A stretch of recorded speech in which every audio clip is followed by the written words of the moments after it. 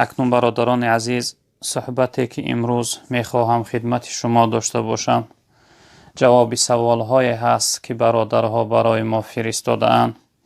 ان شاء الله رب العالمین امشب یک حصه از اون سوال‌ها را جواب میگوییم. برادر عزیز سوال کردن که السلام علیکم داملا، یک سوال دارم. آیا ما به طهارت استغفار کرده میتوانیم؟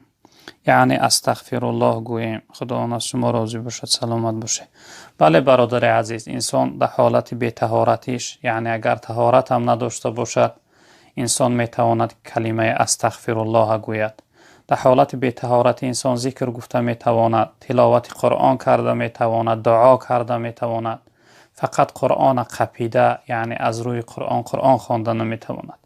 و دیگر تلاوت قرآن و ذکر و یعنی استغفار گفتن و صلوات فرستادن به پیغمبر بزرگوار صلی الله علیه وسلم، البته اینها در حالت بی طهارتی درست هستند. برادر عزیز بزرگوار، برادر عزیز سوال کرده السلام علیکم داملای محترم، یک سوال دارم. در روز جمعه در نماز پیشین در خانه جماعت خواندن ممکن است یا نه؟ در این حالتی که مسجدها محکم هستند، خداوند در پناه خودش نگهتان بدارد. سلامت باشی برادر عزیز. اکنون در این شب روزی که مسجدها محکم هستند در یگان جا جمعه خوانده نمی شود، یعنی نماز جمعه، البته در این شب روز ما و شما می توانیم که در خانه ها نماز پیشین جماعت خوانیم. در خانه ها یعنی چند نفری باشیم، اگر نماز پیشینه می توانیم برادر عزیز بزرگوار که ما به جماعت خوانیم. در صورت مکروه می شود جماعت خواندن در روز جمعه که نماز جمعه در شهر ادا شود. جمعه خودش جامع جماعت ها هست، جمع کننده همه جماعت ها. وقتی انسان جمعه نروه و نماز جمعه نخوانه و جمعه را یعنی نماز جمعه را ترک کنه و در خانه جماعت خونه، در این صورت براش مکروه میشه. اما در این شب روزی که ما قرار داریم به یگان یعنی شبهه، درست است که انسان میتونه نماز جماعت پیشین را در روز جمعه در خانه خونه. خب السلام علیکم داملای محترم، سوال داشتم، التماس جواب گویید. ما یک گروه ورزشگران فوتبال بازان ما تمرین میکنیم، عرق میکنیم و بعدا نماز عصر را در میدان میخوانیم. آیا این درست است؟ خدا از شما راضی باشد. سلامت باشی برادر عزیز. بله، وقتی اگر شما یعنی اگرچه عرق هم کنه، عرق این جمله ناقضات وضو نیست. یعنی عرق کردن از بدن انسان، وقتی آبی بدنش میبره عرق میکنه، البته این طهارت انسان نمیشکنه. شما فقط احتیاط کنه که در اون حالت دو کردنتون طهارتاتون نشکنه، یعنی یگان اعضاتون در جای نزنه که خون شوه، یعنی طهارتون شکنه. یا اینکه احتیاط کنه که مبادا در اون حالت انسان حرکت میکنه بادش نبرایه. همین حالت ها را اگر انسان احتیاط کنه برای شما یگان ضرری نداره. شما میتونه که یعنی که اگرچه بدنتون هم عرق کرده باشه و از عرق بدن لباساتون هم تر شده باشن، شما میتونه که نمازتون یعنی بخونه به همون لباس ها. یعنی عرق یعنی عذر نمیشه. عرق چیزی میشکستگی طهارت نیست برادر عزیز. میتونه که یعنی که نمازتون بخونه برادر عزیز.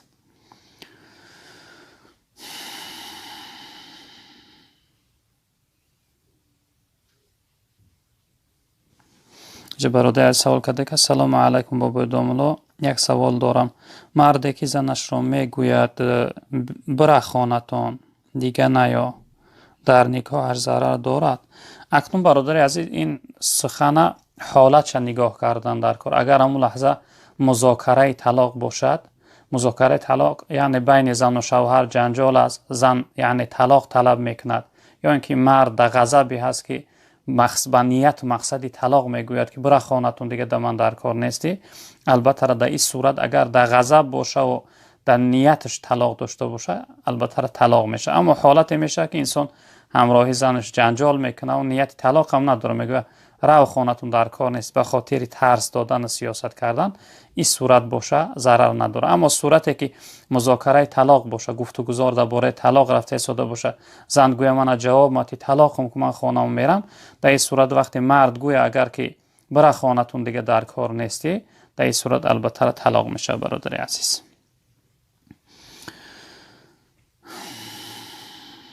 سلام علیکم داملو. سوال: خواب دادرم در آسیا دانشجو است. فطر روزمان را به او بدهیم می شود، لیکن تا به روسیه رفتنش در یک خانه زندگی می کردیم. 2 سال می شود در روسیه می خواند. بله برادر عزیز، در یک خانه زندگی کردن برای شما معنی نیست. وقتی دادرتون است، یعنی فرزند پدرتون است، با حالتی که دانشجو است بهتر می شود. البته صدقه های فطرتون می توانه که در او ادا کنی. فقط صدقه فطری پدر مادرتون نمیتونی برای او دهی. صدقه های خودتون یعنی می توانه که از خودتون، از فرزنداتون اگر فرزنددار باشه، از زنهاتون، یعنی از هم نزدیکاتون میتونه که صدقاتون جمع کنه و به اون انسان دانشجو ادا کنه، بهتر میشه که برای او یاردم میشه. درست است برای برادر دادن صدقه فطر برادر عزیز. خب، سلام علیکم و رحمت الله و برکاته. من یک خواهر اسلامی شما می باشم. بعد نماز ویتر تهجد خوانده می شود. می گویند که ویتر خواندی دیگر تهجد خوانده نمی شود. الله مهربان جزای خیرتون. آمین. سلامت باشی خواهر محترمه. بله، بعد از ویتر واجب انسان می تواند که نماز تهجد خوانه. خواهر محترمه، این یگان مانعیتی نداره. اون حدیثی که پیامبر بزرگوار صلی الله علیه و سلم تا که آخری نمازتونه یعنی ویتر کنه، تاق گردانه. البته ویتر واجب وقتی که شما خوانده بعد از امشب روز، خصوصا بعد تراویح خوانده می شود. وقتی که خوانده شب که شما را خواب نبود، شما می توانید که یعنی نماز تهجد خانه. قیام لیلش نماز نفل است. ولی بسیاری برادرها می پرسند که چی نوع و چند رکعتی بخوانیم. نماز شب اصل 2 رکعت خوانده می شود. صلات اللیل مثنا حدیث جناب پیامبر. نماز شب 2 رکعت خوانده می شود. چی قدره که انسان از زورش برسه. برای نمازهای شب سوره معین نشده است. کدام سوره یکی بخوانیم میشه براشون بهتر است. چقدر سوره دراز و زیاد بخونیم قدر ثواب، ضرر نداره. شما می توانید خواهر محترمه که بعد از نماز ویتری واجب تو نماز تهجد خونه. یگان جمعه نشده است، یگان مانعیتی نداره. درست است. خب، سلام علیکم دامنای محترم. درباره شخصیت هایی که به نام مسلمان هستند اما خب این دنیا رو اختیار کرده اند، از گفته الله رو گردانده اند. یک چیزی می گفتید. اکنون برادر عزیز، انسان هایی که حیات این دنیا را اختیار کردن و یعنی گفته پروردگار را به جا نمیارند، فقط اونها از قفای نفس و شهوت دنیا می دوند. البته اینها شخصیت هایی هستند که رب العالمین می فرمایند خسیر دنیا و الاخره.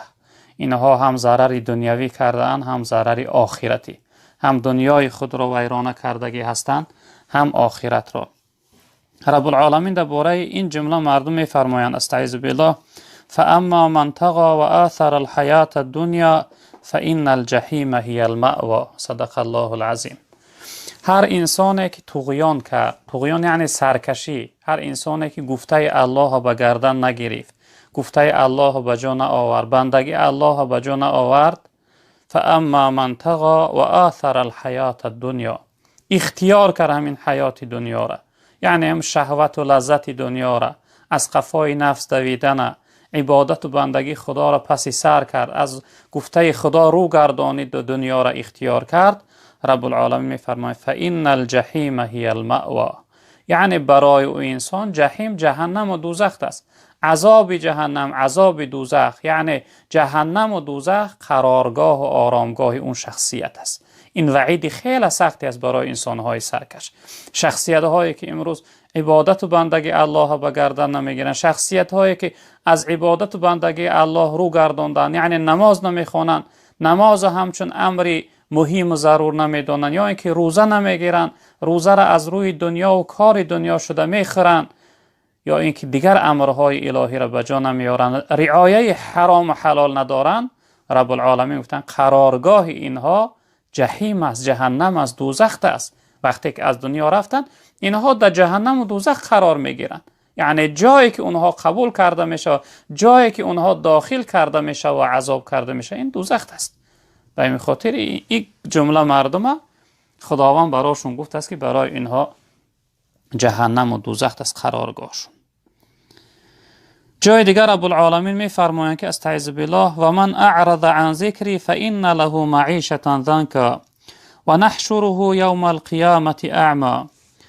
انسانهایی که سرکشی میکنن، نافرمان برداری میکنن، به گردن نمیگیرن ذکر یاد الله را، اطاعت نمیکنن. ذکر الله جا مفسرها قرآن گفتن، بعضی از مفسرها گفتن این ذکر قرآن است، منظور از این ذکر این آیت. هر انسانی که گفته قرآن قبول نداره، عبادت و بندگی الله قبول نداره، دین الله قبول نداره، شریعت الله قبول نداره، و من اعرض عن ذکری فان له معیشة ضنکا. رب العالمین گفتن برای اونها من در دنیا یک حیات تنگ پر مشقت میارم، یک حیات بدبختانه میارم، یک حیات پر از درد و غم و ناراحتی میارم. برکت از حیات اونها میگیرم، خرسندی و شادی را از حیات اونها میگیرم. و نحشره یوم القیامة اعما. این جمله مردم در روز قیامت به چشم نابینا، عاجز، کور میخیزانم. یعنی انسانی که امروز کوهری شد، انسانی که امروز عبادت و بندگی خدا را به گردن نگرفت، انسانی که حیات دنیا را اختیار کرد و از گفته الله سرکشی کرد، نافرمان برداری کرد، رب العالمین میگه در این دنیا حیات یک حیات تنگ پر مشقت میگردانم، در آخرت این شخصیت چشم عاجز و نابینا میخیزانم. یعنی کور خیزانده میشه انسان در روز قیامت. وقتی عاجز میخیسته قال كذلك اتتك آیات، میگفته که قال ربی لما حشرتنی اعما وقد كنت بصیرا. وقتی انسان در قیامت کور میخیسته است، میگفته ای پروردگار برای چی امروز من چشم نابینا خیزانده ای؟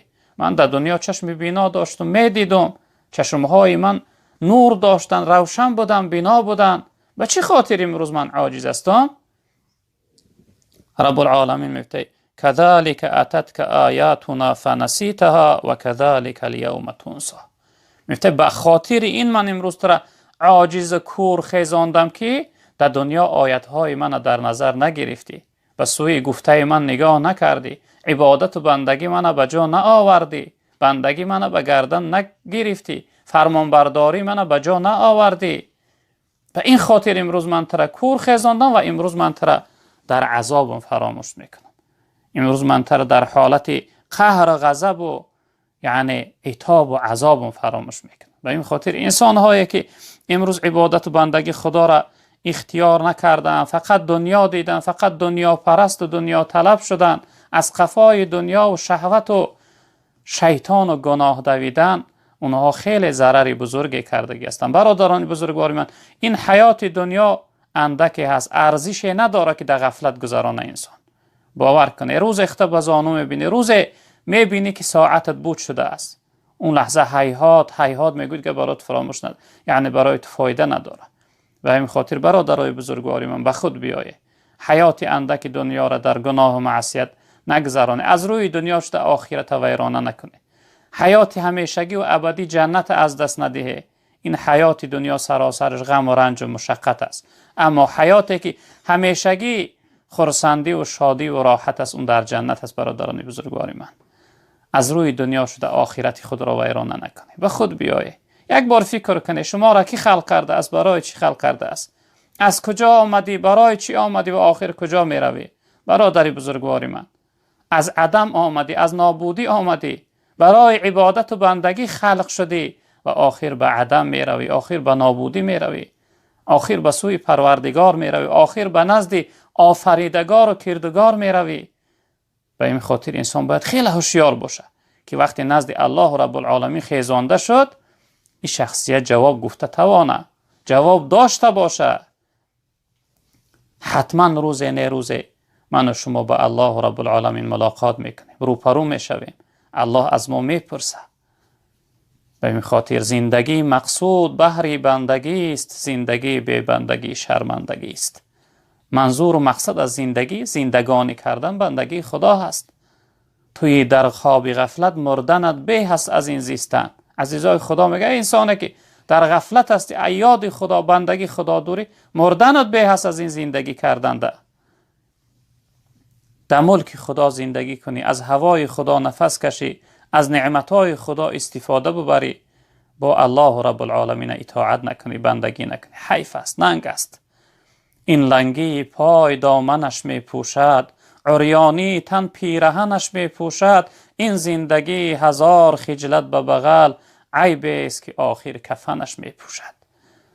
برادری بزرگواری من، آخری کارت فراموش نکن. آخر حتما از دنیا نزد پروردگار میره. به این خاطر حرکت زیاد داشته باش، عبادت زیاد داشته باش، بندگی زیاد داشته باش که از دنیا به سر بلند بروی. وقتی که رفتی الله رب العالمین تو را در بندگیش قبول داشته باشه. نگه وامتازوا الیوم ایها المجرمون، امروز از بین بنده هام نابود شه، گم شه، بیرون شه ای گناهگار. به این خاطر برادری بزرگواری من، شخصیتی که از عبادت و بندگی خدا دور استی، یک بار به خود بیا، یک بار فکر کن، یک بار فکری آخری کار تکن برادری بزرگواری من. سلام علیکم داملای محترم. ما یک گروه طالب علم ها هستیم، برای ما یک نصیحت میکردید حضرت جان. سلامت باشی برادر عزیز. راه طلب علم بهترین راه ها هست. راه طلب علم این راهی است که انسان آخر به خدا میرسونه. در درگاه خدا برای انسان عزت میبخشه، شرافت میبخشه، حرمت میبخشه، فضیلت میبخشه، قدر درجه میبخشه برای انسان. بهترین راه اختیار کرده دادری عزیز. یک چیز شما فراموش نکنید طالب علم ها، شخصیت هایی که ملا بچه هستی هر جا میخوانه، هر یک ملا بچه یعنی امید آینده همون قشلاق همون جمعیتش است. چقدر خوب خوانه، حرکت کنه که فکر در درس ها گیره، حرکت کنه که خواندگی ها تونه بدانه، بنام ملا نشوه. یعنی هر چیزی خوانده حرکت کنه که اونه بدانه و فراموش نکنه که یک دهه، یک قشلاق منتظر شما هست، منتظر راهبری شما، راهنمایی شما، منتظر به شما احتیاج هستن اونها. وقتی شما رفته یک مسئله نکاح و طلاقش از شما میپرسه. راه طلب علم پیغمبر بزرگوار صلی الله علیه وسلم میفرمایند که این حدیث مسلم است، از حضرت ابو هریره رضی الله تعالی عنه روایت شده است. میفرمایند که و من سلک طریقا یلتمس فیه علما سهل الله له به طریقا الی الجنه. پیغمبر بزرگوار صلی الله علیه وسلم هر انسانی که یک راه را اختیار کرد که در اون راه منظور و مقصد اون طلب علم هست، مقصد به خاطر طلب علم در راه برآمد، خداوند او را در راه، یعنی در سر راه او راه را گشاده میگردونه که اون راه او انسان به جنت میبره. یعنی راه طلب علم راهی به سوی جنت رفتن است. من کان فی طلب العلم کانت الجنة فی طلبه. بعض روایت آمده هر انسان در طلب علم باشه جنت طلبگار او شخصیت است.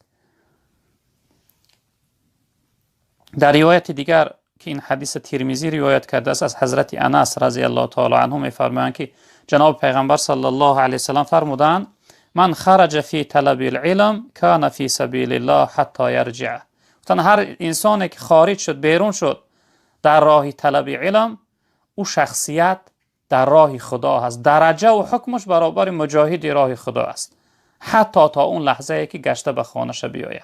یعنی وقتی شما در راه طلب علم برآمده، شما در راه خدا هستی، در راه رضا و محبت فرمانبرداری خدا هستی. تا اون لحظه گشته یعنی به خانه‌تون میاد، درجه شما برابر درجه مجاهد راه خدا است. چقدر در درگاه خدا شما عزت داره. هر انسانی که در راه طلب علم وفات کرد، پیغمبر بزرگوار صلی الله علیه وسلم خداوند در قبر او 2 ملائکه را داخل میکنه تا روز قیامت او را درس میگویند. علم یعنی چیزهایی را میخوانه که عالم های دنیا اونها را نخواندن و در آخر خداوند در زمره و جمله علمای ربانی، علمای حقیقی خداوند حشر میگردن. به این خاطر شما دادرای عزیز، طالب علم های محترم، حرکت کنه که تقوا داشته باشه، حرکت کنه خدا ترسی داشته باشه، حرکت کنه که فقط عنوان ملاگیر از خود نکنه. منظور و مقصد از علم عمل است، عمل داشته باشه.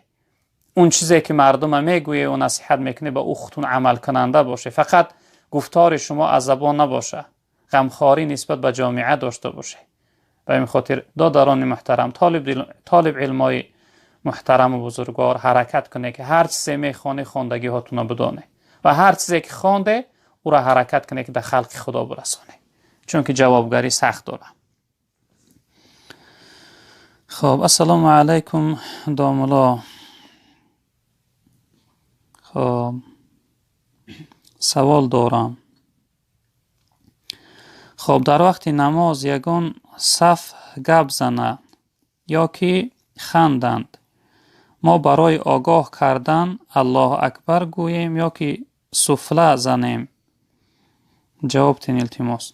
اکنون برادر از وقتی در حالت نماز خوندن از صفهای قفا کسی که یعنی خندید یا یگان خلل در نماز رسانید، اینجا شما میتوانید که الله اکبر تکبیر گویید. از یعنی سلفه زدن ده، از یعنی تنحنح میگوین، از کردن ده بهتر شما تکبیر گویید، الله اکبر گویید، تا اینکه اونها یعنی که فهمن، آگاه شوند که شما در داخل نماز هستی. از یعنی از صداقت خفه زدن دیگر، یعنی صدا برآوردن، آگاه کردن اونها ده بهتر شما تکبیر گویید، برای شما درست است. چون که حالت صورتی که انسان در نماز، شخصیتی که نافهمیده میخواه به پیش نمازی وی گذره، انسان میتواند که به تکبیر وی معنی داره، یعنی الله اکبر گوید تا اینکه وی نگذره. تکبیر گفتن یعنی الله اکبر گفتن برای آگاه کردن و خاموش داختن دیگه، خاموش انداختن دیگه انسان ها درست است. اما شخصیت هایی که از قفا اگر در نماز باشن و یا خندیده باشن، به صدای بلند خندیده باشن که یعنی شما صداشون نشنیده باشه، اونها را طهارت هاشون شکسته است، اونها باید طهارت نو کنن، با او طهارت باید نماز نخونن. چون که صدای بلند یعنی خنده بلند، خندیدن بلند در نماز طهارت انسان رو میشکنه در مذهب ما و شما. خب اینجا برادر از سوال کرده که السلام علیکم داملا، نماز عصر را ما چند ساعت پیش از شام بخوانیم؟ التماس پورا جواب دید. اکنون برادر عزیز، من نمیدونم شما در کجا هستی، در کدام شهری که هستی، یعنی هم شهر تقویم هاش نگاه کنه. اکنون این شهرهای روسیه یا اینکه بیرون از وطنه، و یعنی وطن با تاجیکستان قیاس کرده نمیشه که مثلا در تاجیکستان 2 ساعت پیش از نماز شام عصر میخوانند. اینجا بهترش میشه که همون تقویم ها را نگاه کنید، چون که خصوصا مثلا این شهر پیرمیما ساعت 6 عصر اگر در آید، ساعت 9:35 شام میشود، 3.5 ساعت فرق داره. یعنی ما این شهرها را یعنی به وطن و به تاجیکستان مقایسه کرده و قیاس کرده نمیتوانیم. به این خاطر بهترش در کدام شهری که هسته، امروز در اینترنت ها هستن، نامی همون شهر ده، وقتی نماز یعنی ورمی نماز همون شهر در نویسه، میبرارش که ساعت چند عصر میشه و ساعت چند شام میشه.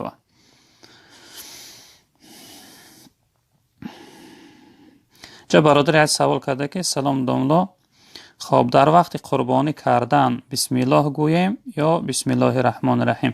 اکنون سنتی وقتی قربانی کردن، وقتی ذبح کردن، سنت همین است که انسان گوید که بسم الله الله اکبر، بسم الله الله اکبر، یعنی بسم الله الله اکبر گویا، سنتش همین است. اما کسی بسم الله الرحمن الرحیم هم گفت، به همین هم یعنی ذبحش، کشتنش، قربانیش درست میشه و بهترش برای انسان‌های ذبح کننده، انسان‌هایی که یعنی قصاب هستند، حیوان‌ها را میکشند، برای اونها بهتر است که بسم الله الله اکبر گویند. و برای اونها سنت است که دعایی هست که این دعا را هم حفظ کنند، که اللهم تقبله منی فی مرضاتی، یا اینکه اللهم تقبله منی فی محبتی، که در حدیث‌های جناب پیغمبر آمدن که انسان گوید که پروردگار همین را قبول کن از من در برابر رضاگی خودت، همین را قبول کن از من در برابر محبت خودت.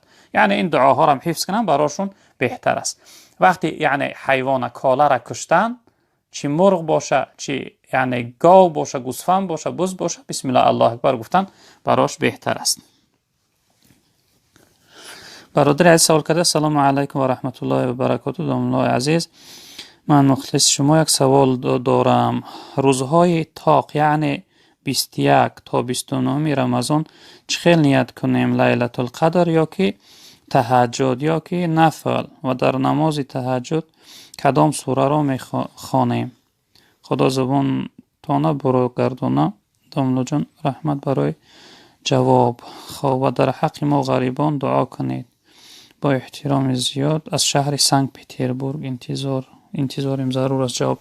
اکنون برادر عزیز، شب‌های طاقی که گفتیم یعنی 21، امشب شب 21 است، 21 و 23 و یعنی 25 و 27 و 29 شب‌های هستند که شاید شب قدر در همین شب‌ها باشه. به این خاطر جناب پیامبر گفتند در شب‌های طاق رمضان شب قدر جستجو کنه. یعنی برادر سوال کرده که چی نماز خوانیم؟ یعنی شب قدر مخصوص برای خودش نماز نداره. نمازی تهجد خونه میشه 2 رکعتی نیت کرده چقدر زورتون میرسه 8 رکعت میخونه. جناب پیامبر صلی الله علیه و سلم در روایت 12 رکعت هم خواندن. یعنی تا 8 رکعت تا 12 رکعت وقتی تهجد خونده 2 رکعتی، بعد از اون با نماز نفل نیت کنید 2 رکعت 2 رکعت نماز نفل. کدام سوره را که خونه میشوه، یعنی که سوره معین نشد است برای نمازها، کدام سوره را که خونه یعنی درست است میشوه. براتون یعنی اجازت سلامت باشه. خداوند حفظ امان شما را نگهبان باشه. برادر عزیزی که از سنت پتربورگ است.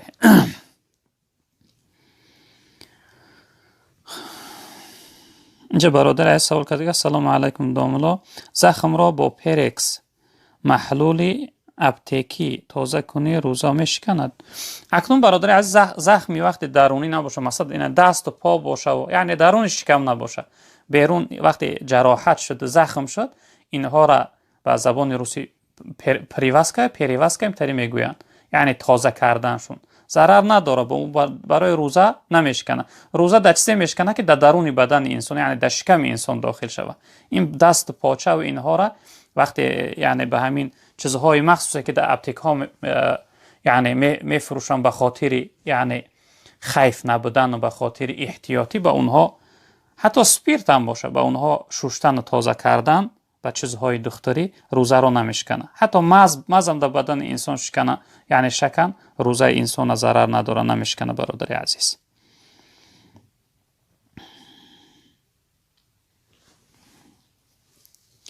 خب برادر عزیز سوال کرده سلام علیکم داملای محترم، سوال داشتم. صدقه به همسایه ای روز یگان خوراک میپزیم، صدقه در راه خدا میتیم، خب و در ایدها نیز تکلیف میکنیم، خیلی خرسند میشوند. آیا خداوند قبول میکند؟ خداوند از شما راضی باشه. سلامت باشه برادر عزیز. اکنون سوال شما این است که آیا در انسانهای غیر مسلمان یعنی انسانهایی که بیدین هستند در اونها صدقه درست میشود یا نه؟ البته برادر عزیز در اونها صدقه درست میشود از روی شریعت، اگرچه بیدین هم باشند صدقه نافله می شود. اما صدقه های فرض یعنی زکات، صدقه های واجبه و اینها را علما منع کردن، فقها یعنی برای غیر ایمان ها برای بیدین ها دادنشون نهی کردن و منع کردن. اما این صدقه هایی که یک طعامش میتی و دعوتش میکنی همراه شما طعام میخوره، اینهاش ضرر ندارن. ان شاء الله از خداوند امید است که در برابر این ثواب میگیری شما ان شاء الله.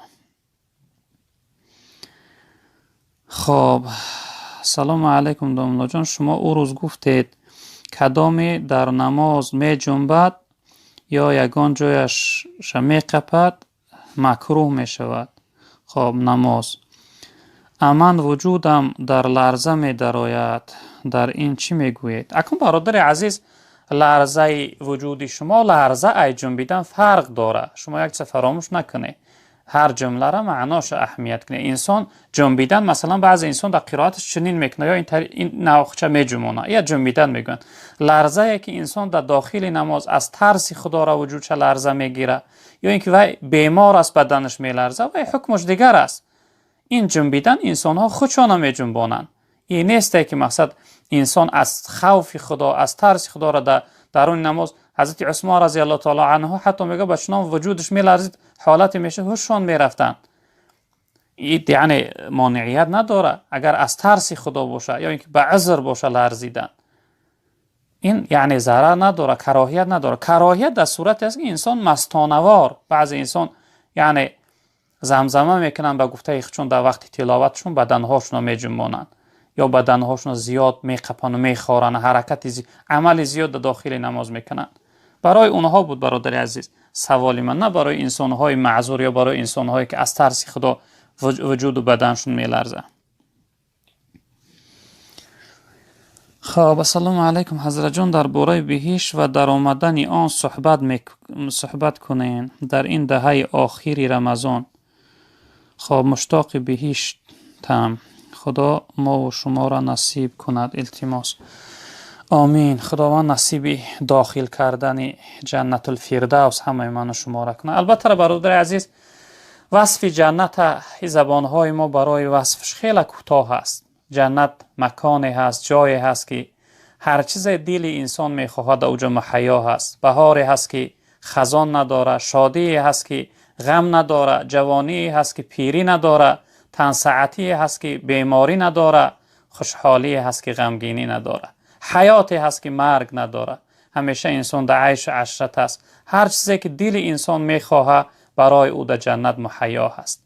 خداوند وقتی انسان داخل جنت کرد، در حدیث های جناب پیغمبر صلی الله علیه وسلم میگذرد که اون درخت هایی که در نزد قصرهای جنت هستند، انسان اگر 100 سال در سایه اون درخت رو از سایه اون بیرون شده نمیتوانه. یعنی چنان درخت های کلان هستند.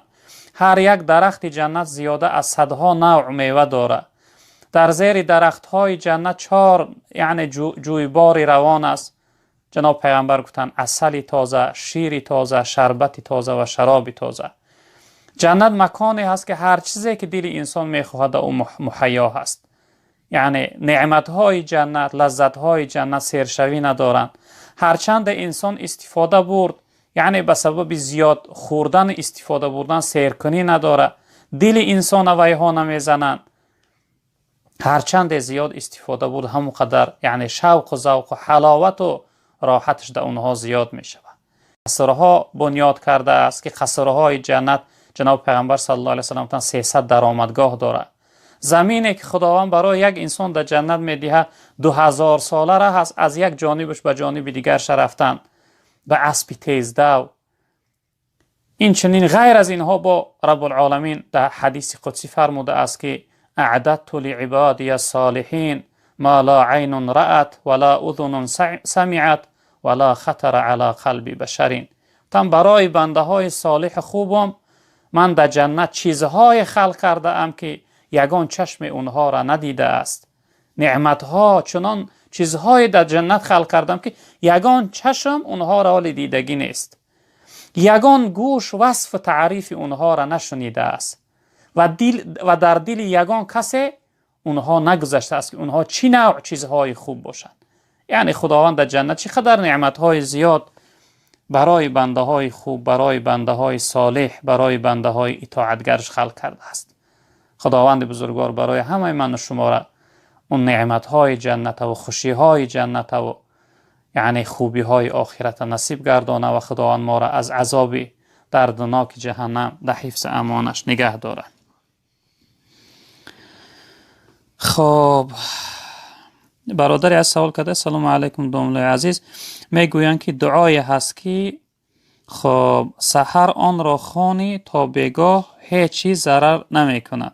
آیا این راست است؟ بله برادر از این حدیثی ابو داود و ترمذی روایت کردن حدیث صحیح از جناب پیغمبر صلی الله علیه و سلم فرمودند که ما من عبد یقول فی صباح کل یوم و مساء کل لیل بسم الله الذي لا يضر مع اسمه شيء في الارض ولا في السماء وهو السميع العليم 3 مرات الا لم يضره شيء. جناب پیغمبر صلی الله علیه و سلم که هر انسانی که این یعنی ذکر گویم یا اینکه این دعا را هر سحر 3 بار هر بیگاه 3 بار خوانه، اون سحر اون شب او را یگان چیز ضرر رسانده نمیتونه. این اونقدر مشکل نیست. بسم الله الذي لا يضر مع اسمه شيء في الارض ولا في السماء وهو السميع العليم. معناش این است که به نام پروردگار آن چنان ذاتی که ضرر نمیکند با همراهی نام او چیزی در دنیا و چیزی در زمین و نه در آسمان و همون پروردگار شنوا و دانا است. یعنی هر انسانی که این جمله را بسم الله الذي لا يضر مع اسمه شيء في الارض ولا في السماء وهو السميع العليم، هر انسانی که این دعا را از یاد کنه حفظ کنه، هر سحر 3 بار خوانه، اگر اون روز تا بگه یگان چیز او را ضرر نمیکنه. هر بگه خوان اون شب تا سحر یگان چیز او را ضرر نمیکنه. البته این درست است، راست است برادر عزیز، در حدیث جناب پیامبر صلی الله علیه و آله این آمده است. خب السلام علیکم دوملای محترم، میگفتید که به پیغمبرمان صلی الله علیه و سلم صلوات گفتن چی ثواب دارد؟ التماس میگفتید. اکنون برادر عزیز درباره فضیلت صلوات گفتن جناب پیغمبر صلی الله علیه و سلم و شب‌های گذشته هم صحبت کرده بودیم. جناب پیغمبر صلی الله علیه و سلم میفرمایند، حدیث مسلم است از حضرت عبدالله ابن عمر رضی الله تعالی عنه روایت شده که حضرت فرمودند که من صلی علی صلاتا صلی الله علیه بها 10. گفتن هر انسانی که برای من یک صلوات بفرسته خداوند برای او 10 رحمت میفرسته، 10 صلوات میفرسته.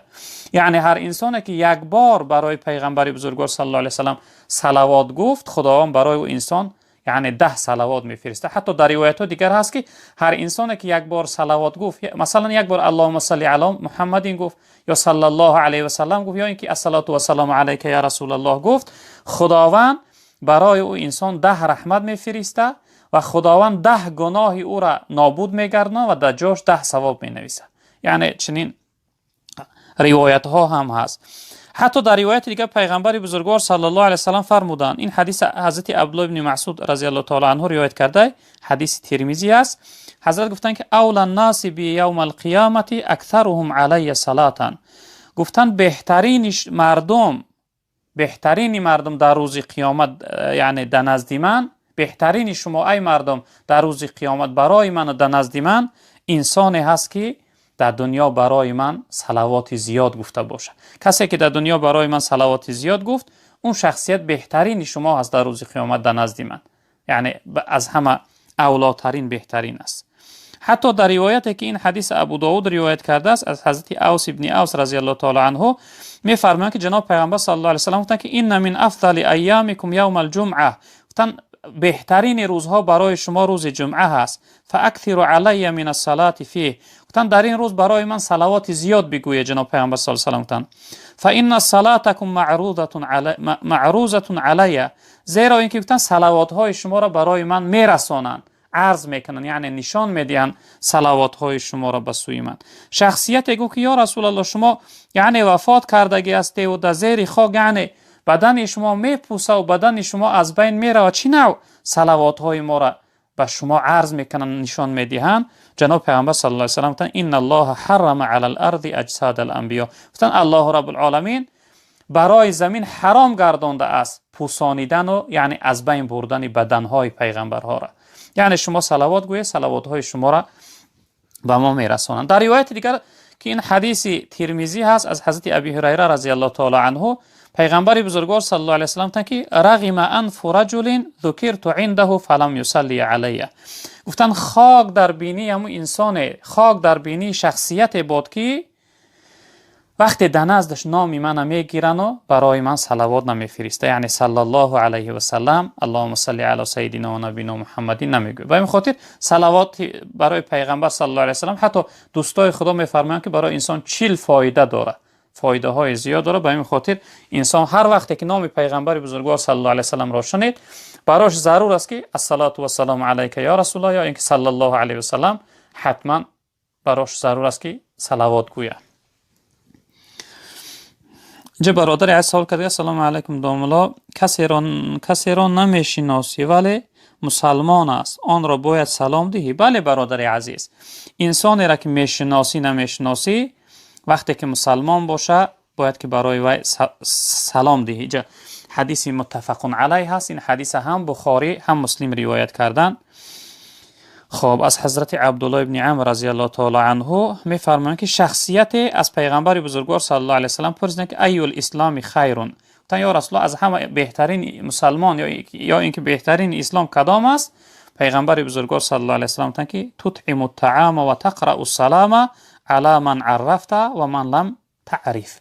گفتند بهترین مسلمان اما انسانی است که وقتی طعام کرد از طعامش مردم طعام میدهه و سلام میدهه بر شخصی که میشناسه و نمیشناسه. یعنی هر انسانی که میشناسی نمیشناسی مسلمان باشه، برای وی جناب پیغمبر صلی الله علیه و سلم گفتند که سلام گوی. حتی روایت دیگر هست که سلام گوی برای انسان‌هایی که اونها را میشناسی یا نمیشناسی. خب برادر دیگر سوال کرد السلام علیکم داملا، خب آدم ها بعد از خوردن الحمدلله میگویند، آیا این درست است یا نه؟ بله برادر عزیز، الحمدلله این همون معنا را داره که هم به معنای شکر میشه. وقتی خداوند برای تو طعام داد، یعنی طعام الهی را، نعمت خدا را استفاده بردی، یا اینکه شراب نوشاکی را نوشیدی، برای تو ضرور است، لازم است که یعنی الحمدلله خدا را حمد و شکر بگوی تا اینکه برای تو نعمتش نصیب گردان و توانستی تو را استفاده ببری.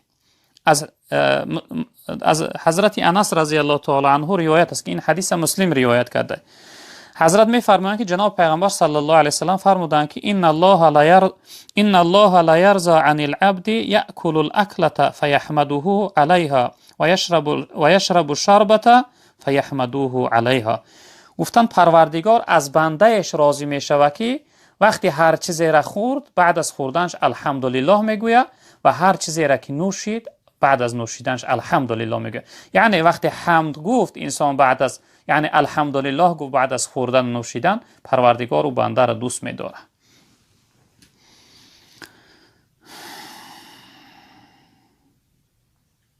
خب سلام علیکم دامنای محترم، التماس به این سوال ما جواب گردانید. یک ملا مرا یک ذکر یاد داده است، سبحان الله و بحمده، این چی ثواب دارد؟ داملا جان التماس جواب گویید. اکنون سبحان الله و بحمده، سبحان الله العظیم، این بهترین ذکرها هستند. جناب پیغمبر صلی الله علیه وسلم حدیث متفق علیه هست، هم بخاری و هم مسلم از حضرت ابو هریره رضی الله تعالی عنه روایت کردند که پیغمبر بزرگوار صلی الله علیه وسلم فرمودند که کلمتان خفیفتان علی اللسان ثقیلتان فی المیزان حبیبتان الی الرحمن، سبحان الله العظیم، سبحان الله و بحمده.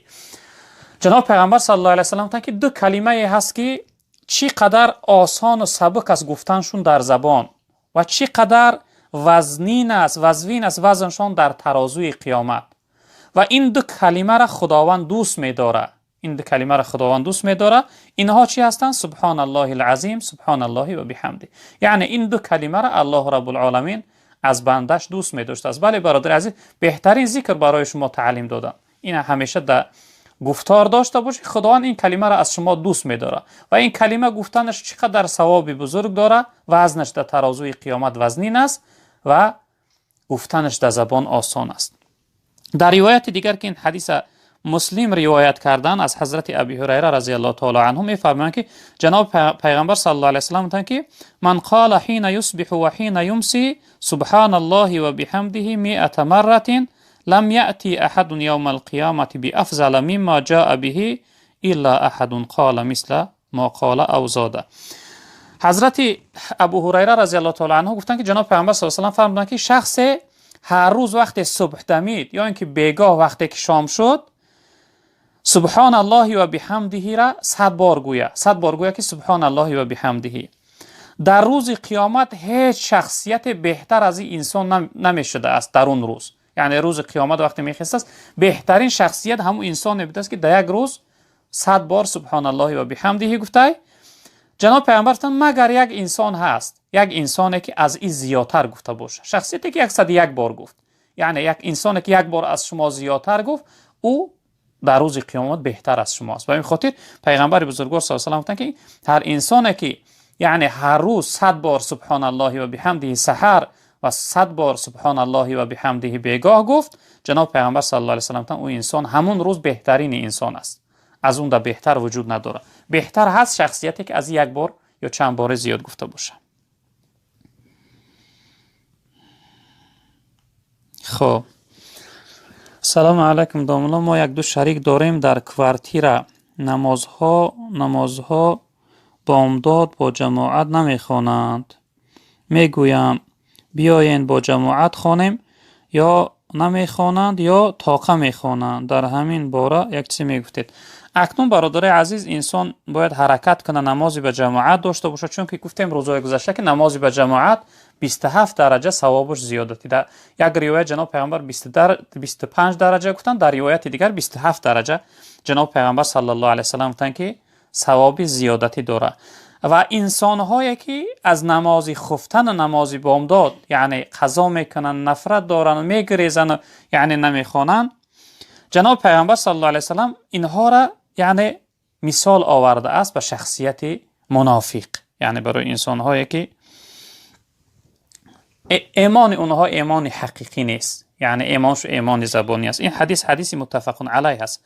جناب پیغمبر صلی الله علیه و سلم گفتند که لیس صلاة اثقل علی المنافق من صلاة الفجر والعشاء ولو یعلمون ما فیهما لاتوهما ولو حبوا.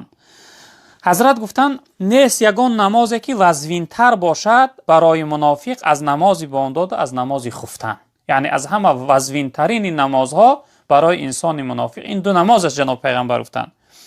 اگر این مردم میدانستند که در این دو نماز چی ثوابی بزرگ است، پیغمبر بزرگوار صلی الله علیه و سلم اینها هر آینه می آمدن به سوی مسجد برای ادا کردن و خواندن این نماز، اگرچه از پا هم مانده می بودن، حبوانش یعنی در زمین خود را کشان کشان از همه ماندگی می بودن، حرکت میکردن تا یعنی بیاین این دو نماز به جماعت بخوانند. این دلالت برای جماعت خواندن این نمازها داره.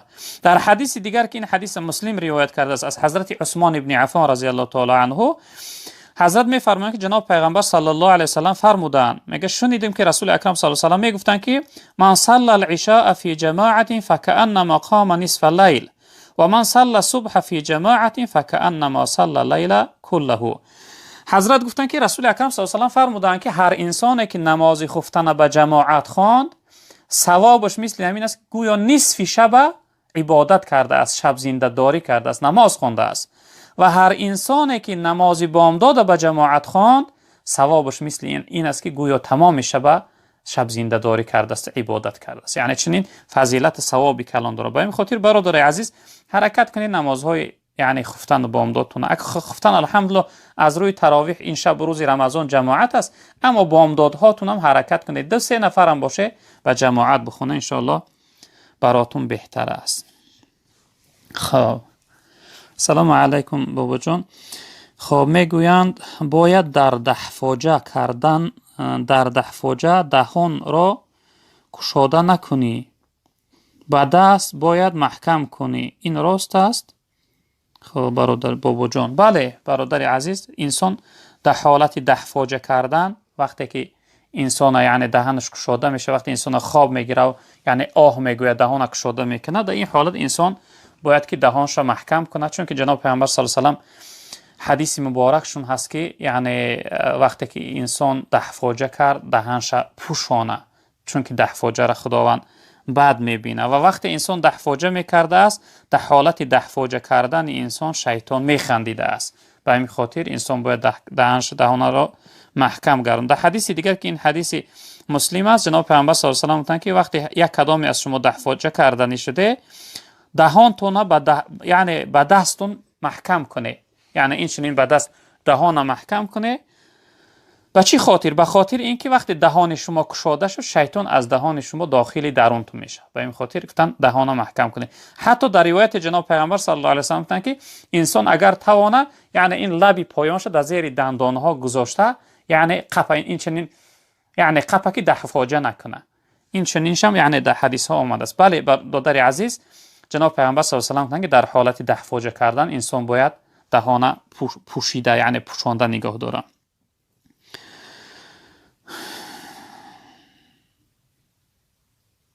اینجا برادر عزیز سوال است. السلام علیکم دوستان محترم، یک سوال هست.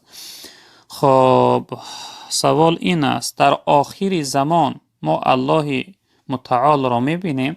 برادر عزیز، الله رب العالمین را انسانهای مؤمن و مسلمان و جنتی در جنت میبینند. دیدار الله در جنت است البته برای انسان بنده های صالح خدا، برای بهترین بنده های پروردگار.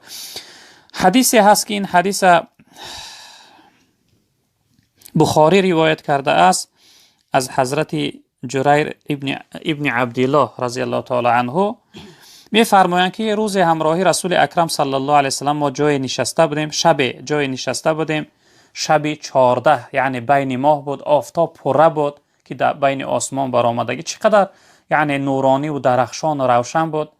جناب پیامبر صلی الله علیه و سلم میگه به سوی مهتاب در آسمان پره بود.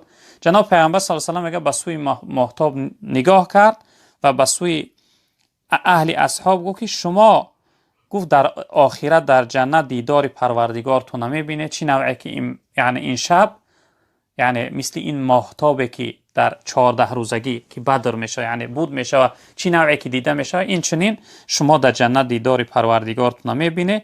در دیدن پروردگار یگان شبهه نیست، یعنی به یگان شک شبهه دیدار پروردگار در آخرت شما میبینه. در روایتی که مسلم روایت کردن، رسول اکرم صلی الله علیه و سلم میفرمایند که وقتی اهل جنت همه داخل جنت میشدن، خداوند به سوی اهل جنت میگفته که آیا میخواهید چیزی که من برای شما زیادتر دهم، یعنی از این جنت وقتی تمامی یعنی خوشی و عیش عشرت و لذت راحت جنت رو میدیدن، خداوند به سوی اهل جنت میگفته که آیا میخواهی چیزی که یعنی میخواهی زیادتر از این برای شما دهم؟ اهل جنت میگفتن که آیا ای پروردگار روی سیاه ما را سفید نکردی؟ آیا ما را داخل جنت نگرداندی؟ آیا ما را از عذاب دوزخ خلاص نکردی؟ ما یعنی چی زیادتی دیگر خواهیم؟ قدر خوبیه که در حق ما بخشیده به هیچ یک شخصیتی نبخشیده. این لحظه میگه الله رب العالمین پرده هایی که در بین خود و بین بنده ها است، اون پرده ها را میبرداشته است. وقتی اهل جنت دیدار الله رب العالمین میدیدن، یعنی یگان چیزی برای اونها بهتر و خوشحال کننده تر از دیدار الله رب العالمین بوده است. چقدر خوشحال میشدن، یعنی از جنت، از لذت و راحت و نعمت جنت دیده، دیدار الله رب العالمین برای انسان ها خوشحال کننده بوده است. حتی آیتی هست که رب العالمین گفتن للذین احسنوا الحسنى و زیاده، برای بنده های خوب و من در آخرت از جنت دیده، یعنی بهترین نعمت در جنت دارم که اون دیدار من است. جای دیگه میفرمایند وجوه یومئذ ناظره الی ربها ناظره، در آخرت در جنت الله رب العالمین دیدارش اهل جنت یعنی تماشا میکنند.